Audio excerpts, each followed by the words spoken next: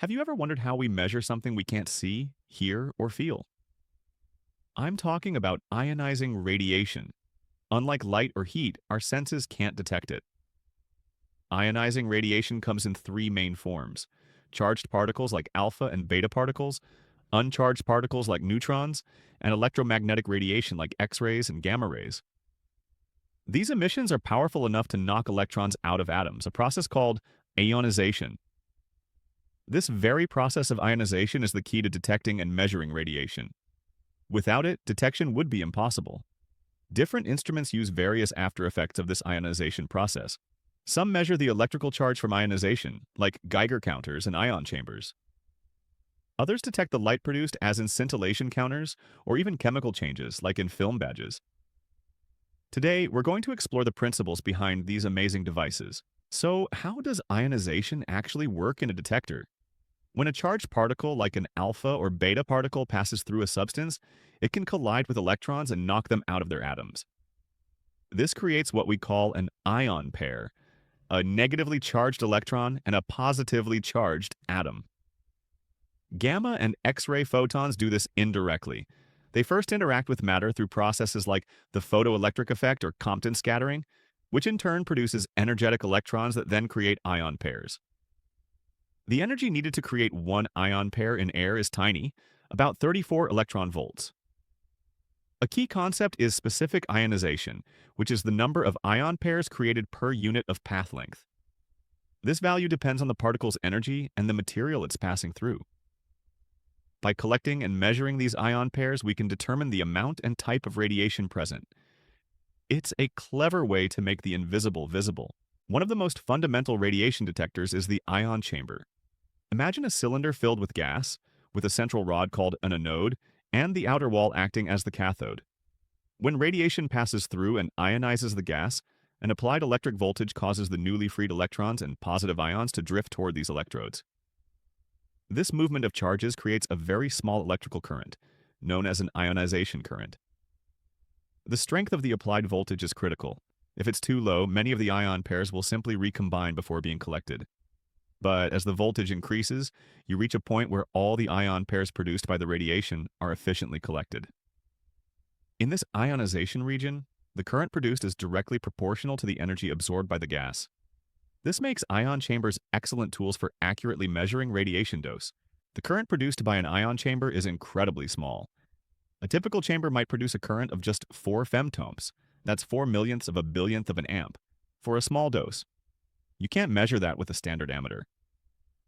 So how is it done? The current is passed through a very high-value resistor, on the order of 10 billion ohms. A sensitive device called an electrometer then measures the tiny voltage drop across this resistor. Some modern electrometers use a special transistor known as a MOSFET to achieve this. Another clever method uses a vibrating reed electrometer, which converts the tiny direct current signal into an alternating current signal. Alternating current signals are much easier to amplify stably.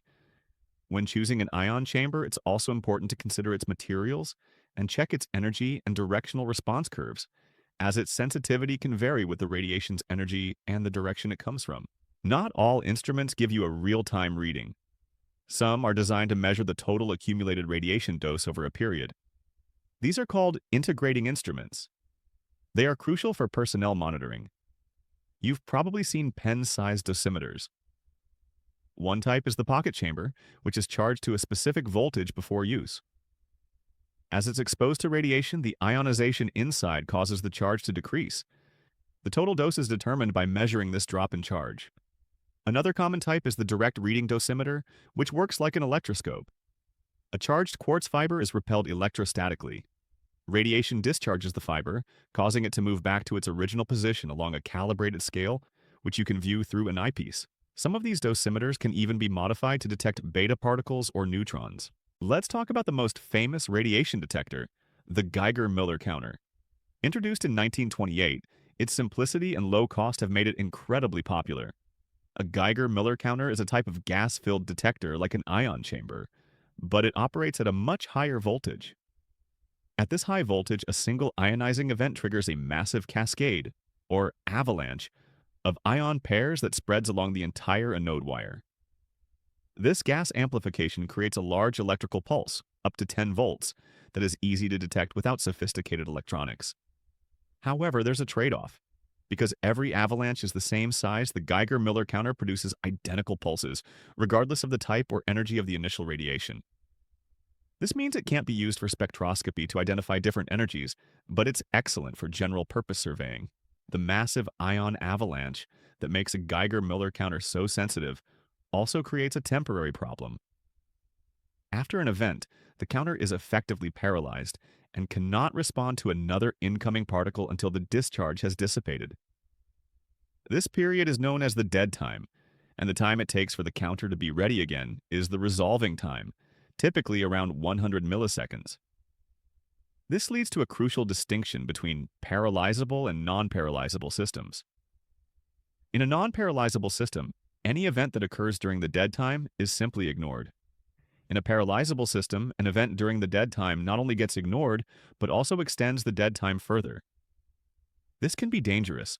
With a paralyzable system in a very high radiation field, the observed count rate can actually decrease and could even drop to zero, giving a false sense of safety. It is critical to be aware of this limitation when using a Geiger-Miller counter. What if you could see radiation? That's the principle behind scintillation detectors. Soon after X-rays were discovered, scientists observed that certain materials, called scintillators, sparkle or emit flashes of visible light when struck by ionizing radiation. This happens because the radiation doesn't just ionize atoms, it also excites them by raising electrons to higher energy states. As these electrons fall back to their normal state, they release that extra energy as photons of light. Scintillators are often solid materials which are much denser than the gas in a Geiger-Miller tube, making them up to 1,000,000 times more efficient at detecting gamma photons. To measure this light, the scintillator is coupled to a photomultiplier tube. The photomultiplier converts the faint light flashes into a measurable electrical pulse, with the pulse height being proportional to the energy deposited by the radiation. Some materials can store the energy from radiation and release it later as light. This is the basis for luminescent dosimetry. With thermoluminescent dosimetry, a material like lithium fluoride is exposed to radiation. It traps the energy in its crystal structure. To read the dose, the material is gently heated, causing it to emit light. The total amount of light emitted, measured as the area under a glow curve, is proportional to the absorbed radiation dose. Thermoluminescent dosimeters are reusable, stable, and can measure a wide range of doses. A more modern approach is optically stimulated luminescence. These dosimeters, often found in body badges, use aluminum oxide detectors. Instead of heat, light is used to stimulate the material to release its stored energy as light, which is then measured to determine the dose. Finally, what about neutrons? Because they have no charge, they don't cause ionization directly, which makes them tricky to detect. Instead, detectors rely on nuclear reactions that neutrons cause. For example, proportional counters can be filled with boron trifluoride gas. When a slow neutron hits a boron-10 nucleus, it releases an alpha particle, which is then easily detected. Scintillators containing lithium-6 work in a similar way. Another method is activation foils, where a material becomes radioactive after being exposed to neutrons. By analyzing the foil's radioactivity, we can learn about the neutron flux it was exposed to. From the simple ion chamber to the sensitive scintillator, each radiation detector operates on a unique principle tailored to a specific task. Understanding how these instruments turn the invisible effects of radiation into measurable signals is fundamental to using them safely and effectively in science, medicine, and industry. Thanks for watching. To help technicians prepare for their general exams, we're excited to announce that the AMS Level 3 NDT Test Prep app is now available in the Apple App Store. This app is built to help NDT technicians at every stage, with NDT questions for Level 1, Level 2, and Level 3 general exams. You can choose between two modes of learning: study mode, answer questions, get instant feedback, and read clear explanations of why the answer is correct. Test mode, simulate a real NDT general exam to see how you would score under actual testing conditions. Whether you're preparing for certification or sharpening your knowledge, this app gives you the tools to succeed. Download it today in the Apple App Store and take the next step in your NDT career. Thanks for watching today's video from AMS Level 3. Our mission is to support your success with expert Level 3 consulting, NDT training and mentorship, and full compliance solutions for NADCAP, FAA and ISO audits. Learn more at amsl3.com. A special shout out to Skaggs Media for producing today's video. Skaggs Media specializes in helping businesses build a strong presence on social media through creative video, photography, and digital content. Check them out at skaggsmedia.com. Don't miss out on more practical insights. Subscribe to our YouTube channel for in-depth podcasts, training videos, and career development tips for NDT professionals. If you found this video helpful, give it a like, share it with your team, and hit that subscribe button. Together, we can strengthen the next generation of NDT excellence.